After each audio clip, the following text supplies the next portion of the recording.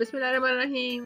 Brain train तालीम में आपको खुश आमदीद है। मैं हूँ फरजाना शाहीन और आज हम कर रहे हैं मज़मून कोरोना वायरस से रिलेटेड, कोरोना वायरस से मुताल्लिक खाका, हालिया बहरान और चैलेंज, कोरोना वायरस का तारुफ और मुंतकली, कोरोना के असरात, एहतियाती तदाबीर और इक़दामात, वबा के मस्बत असरात, आइंदा एहतियात।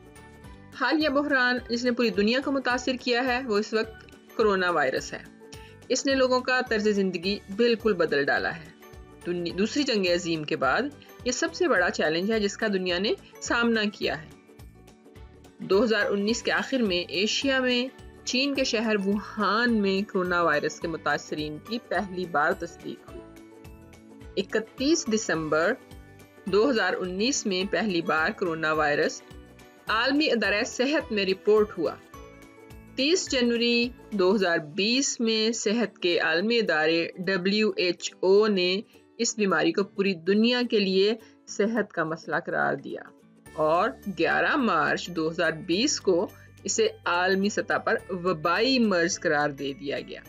ये वबा जिन ममालिक में दाखिल हुई इसने न सिर्फ सेहत बल्कि वहाँ के मुआशरती, मुआशी और सियासी हालात को भी बुरी तरह मुतासिर किया। कोरोना वायरस की इस बीमारी को कोविड-19 का नाम दिया गया है। इस वायरस पर तहकीक जारी है क्योंकि इसमें मुसलसल तब्दीलियां हो रही हैं, मगर अब तक इसकी आम अलामात में नज़ला, ज़ुकाम, खांसी, बुखार, जायका और बू महसूस ना होना और सांस लेने में दुश्वारी शामिल है। ये बीमारी फेफड़ों को नुकसान पहुंचाती है। इसकी वजह से जो जहनी तनाव होता है वो ज़्यादा खतरनाक है। ये वायरस इंसान से इंसान में मुंतकिल होता है जो कि बिलवास्ता या बिला वास्ता हो सकता है। अगर किसी शख्स में ये अलामात मौजूद हों तो फौरन अपने आप को दूसरों से अलग कर ले और डॉक्टर से रुजू करे। आलमी इदारा सेहत WHO के मुताबिक पूरी दुनिया में अब तक इस वबा के 11 करोड़ 22 लाख 9 हजार से ज्यादा केस हैं और अमवात 25 लाख के करीब पहुंच चुकी हैं, जबकि इनमें से 8 करोड़ 91 लाख 20 हजार के करीब लोग सेहतयाब हो चुके हैं। इन हालात पर काबू पाने के लिए मुख्तलिफ ममालिक ने लॉकडाउन लगा दिया। कुछ ममालिक ने मुकम्मल और कुछ ने जुज़वी लॉकडाउन लगाया, यानी बाजार, खाने की जगहें, शादी हॉल, स्कूल, कॉलेज, यूनिवर्सिटियां बंद कर दी गई। ऑनलाइन तालीम का इंतज़ाम किया गया। कम से कम लोगों के इज्तिमा पर जोर दिया गया। 6 फुट का फासला, मास्क पहनना, गले ना मिलना, हाथ ना मिलाना, घर पर रहना जैसे रहनुमा उसूल मुतारिफ कराए गए। बार बार हाथ धोने की हिदायत की गई है।